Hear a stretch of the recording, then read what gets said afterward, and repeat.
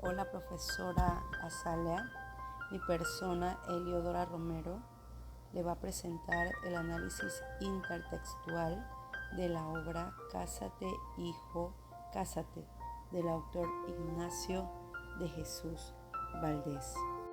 Dentro del análisis intertextual podemos mencionar las funciones del lenguaje. ¿Qué son las funciones? Las funciones se denominan funciones del lenguaje aquellas expresiones del mismo que puedan transmitir las actitudes del emisor, o sea, del hablante en la comunicación oral y del escritor en la comunicación escrita frente al proceso comunicativo. El lenguaje se usa para comunicar una realidad, sea una afirmativa, negativa o de posibilidad, un deseo, una admiración o para preguntar o dar una orden. Según sea como utilicemos las distintas oraciones que expresan dichas realidades, será entonces la función que desempeña el lenguaje. Entre esas funciones podemos mencionar 6. La función emotiva expresiva, la función connotativa apelativa, la función referencial, la metalingüística, la fática o la poética. La primera función que podemos mencionar dentro del cuento es la función emotiva o expresiva. Esta función habla acerca del mensaje, o sea, es el mensaje que emite el emisor. Hace referencia a lo que siente, su yo íntimo, predominando él, sobre todo los demás factores que constituyen el proceso de comunicación. En la historia, este tipo de función ahorita emotiva transmite el sentimiento de frustración y podemos mencionarlo en la siguiente cita cuando el personaje hace referencia a lo siguiente: como que usted, de poca paciencia al niño, se atrevió a decirme y así no se va a ninguna parte, mas deja ser paciente y dejar que corra el mundo la bolina. La siguiente función es la función connotativa o apelativa. Esta función tiene el siguiente aspecto. El nombre connotativa deriva del latín conatus, que significa inicio. En ella el receptor predomina sobre los otros factores de la comunicación, pues la comunicación está centrada en la persona del tú, de quien se espera la relación de un acto o una respuesta. Las formas lingüísticas en las que se realiza preferentemente la función connotativa corresponden al vocativo o a las oraciones imperativas e interrogativas. En este caso, dentro de la historia vamos a mencionar a la siguiente cita cuando menciona lo siguiente, en forma de interrogación. ¿Cree usted, hermanito, que sin paciencia se podrían tener 5 mujeres al mismo tiempo? ¿Es que usted ha tenido toda esa cantidad, señor Ramón? Yo no, mi hijito. Dios me ampare y me favorezca, pero yo sí conozco a uno de por aquí, hermano Celestino Rodríguez, que tuvo esa valentía. La función fática consiste en iniciar, interrumpir, continuar o finalizar la comunicación. Para este fin existen fórmulas de saludos. En este caso podemos mencionar buenos días, hola, también en forma de pregunta para iniciar una conversación, como por ejemplo, ¿cómo estás? ¿Qué hubo? Etcétera. También están las fórmulas de despedida, como por ejemplo, adiós, hasta luego, nos vemos, que lo pases bien, etc. Y fórmulas que se utilizan para interrumpir una conversación y luego continuarla, como en este caso de perdón, espera un momentito, como le decía, hablamos de, etc. En el cuento mencionamos la fórmula de saludo como para introducir una conversación. En este caso el personaje lo menciona o lo expresa en la siguiente cita de esa manera. ¿Y todavía viven? Luego el otro personaje le responde, Carolina, la esposa de Itanita. Pero solamente Carolina está con ño Celestín. Es una forma de introducir una conversación dentro de la narración. La función poética. Esta función se utiliza preferentemente en la literatura como el acto de comunicación porque está centrado en el mensaje mismo, en su disposición, en la forma como se transmite. Ellas son utilizadas con fines estéticos, es decir, con especial atención al cuidado de la forma en sí. En este caso podemos mencionar algunas de las figuras literarias que se encuentran dentro de la narración, como la personificación.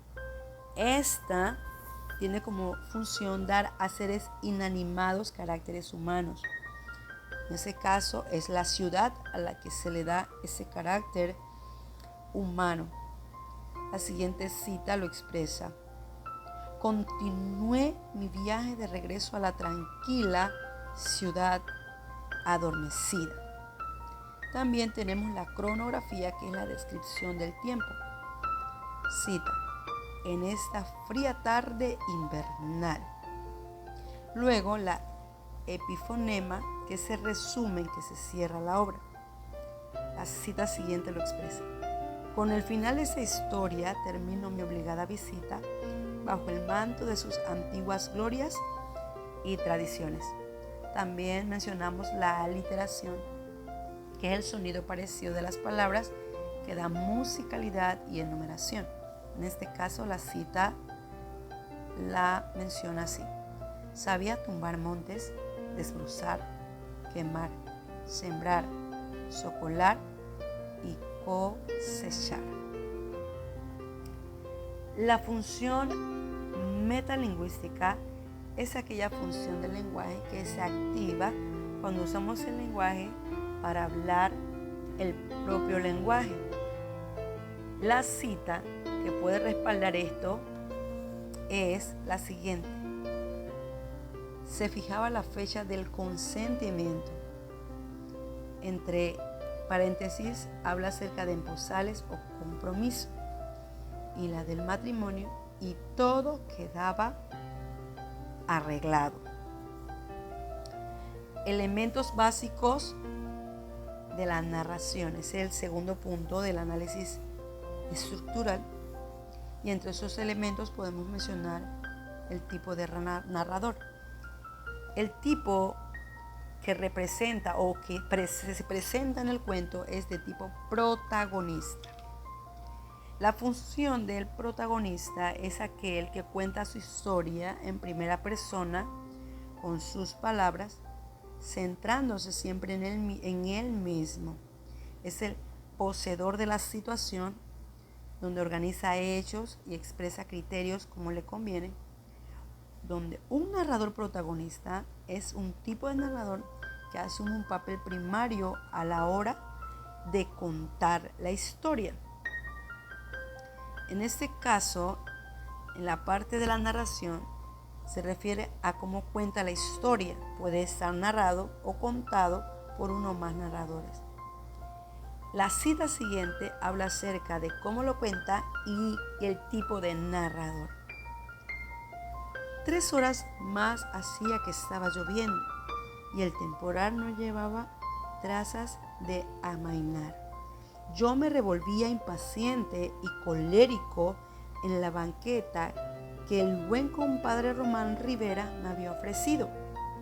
El viaje me observaba, pero no se atrevía a dirigirme la palabra por temor a que explotara mi visible mal humor. Otro elemento es la descripción. Ella explica cómo es una cosa, una persona o un lugar para ofrecer una imagen o una idea completa de ellos. Cita: es una costumbre ya casi desaparecida, aunque no del todo, en nuestros campesinos, el buscar los padres novias para sus hijos. O sea, no quería decir esto que los hijos no tuvieran el derecho de escoger su futura esposa. En el primer caso, el padre visitaba a los padres de la muchacha y hacía la proposición de matrimonio. Se fijaba la fecha del consentimiento en posales o compromiso. Esta cita demuestra la descripción de la costumbre de los campesinos en el momento de buscar novia para sus hijos y hacer el compromiso matrimonial. El diálogo también está dentro de los elementos básicos de la narración. Este se refiere a las conversaciones entre personajes. A través de él entonces conocemos e identificamos el lenguaje que utiliza cada personaje y sabemos su condición psicológica. El diálogo nos contextualiza la obra. En la siguiente cita podemos mencionar el diálogo de dos personas entre el nieto y la abuela contado por un hombre. Ñor Ramón habla lo siguiente, dice: ¿Cómo es que usted, de poca paciencia, niño, se atrevió a decirme? Y así no se va a ninguna parte, mas deja ser paciente y dejar que corra el mundo la bolita. Mi abuela me decía siempre: no te pelees nunca con nada ni con nadie, menos todavía con el cura, el alcalde, ni con el médico. Entonces ahí es donde él expresa el diálogo que tuvo con ella cuando dice: ¿y si me buscan? Yo le preguntaba. Él le preguntaba a su abuela, y entonces le respondía lo siguiente: si te buscan el pleque, pues mejor huye. Ese era el consejo de la abuela en medio del diálogo entre ambos. El tercer punto del análisis intertextual es la estructura narrativa. Esa estructura habla acerca de un orden cronológico en el caso del cuento, porque está lineal. Sucede en unas horas durante un día lluvioso. También encontramos lo que son los personajes. En este caso vamos a mencionar primero los tipos, luego las características físicas y psicológicas. El tipo, podemos mencionarle el protagonista. Ese protagonista es el narrador protagonista, personaje redondo, porque al principio del cuento está enojado y al final se va contento. También tenemos como protagonista a Ñor Ramón, que es un personaje plano, lleno de sabiduría popular, y se mantiene así todo el cuento. También podemos mencionar el personaje escénico, que es la hija de Ñor Ramón. Entonces las características físicas y psicológicas de ello es la siguiente. En el caso del protagonista narrador, todo lo que podemos decir de él es que es un hombre joven, colérico e impaciente. La cita que apoya esta teoría es la siguiente: yo me revolvía impaciente y colérico en la banqueta. La otra cita es: ¿cómo que usted, de poca paciencia, niño, se atrevió a decirme y así no va a ninguna parte? Del caso de Ñor Ramón. También podemos mencionar otra de las características físicas de Ñor Ramón es que era un hombre mayor, campesino, padre de José. En el caso de la ambientación, como elemento básico de la narración, podemos mencionar el lugar. El lugar es en la campiña panameña y el tiempo que denota no se da a conocer, no se da a conocer exactamente. Lo que sí se sabe que es en algún momento dentro del primer cuarto del siglo XX. Entre el espacio que se puede mencionar dentro de esta ambientación está el físico y el psicológico. El físico es en la casa del señor Román mientras llovía. También en el psicológico está al principio del relato, que es el tenso, después resulta relajado y ameno cuando se escucharon las historias. Muchas gracias.